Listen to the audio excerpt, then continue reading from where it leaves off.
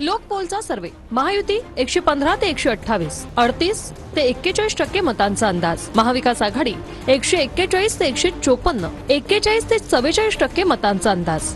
लोकपोलचा सर्वे विभाग विदर्भ 62 जागांसाठी महायुती 15 ते 20, महाविकास आघाडी 40 ते 45, इतर 1 ते 5। खानदेश 47 जागांसाठी महायुती 20 ते 25, महाविकास आघाडी 20 ते 25, इतर 0 ते 2।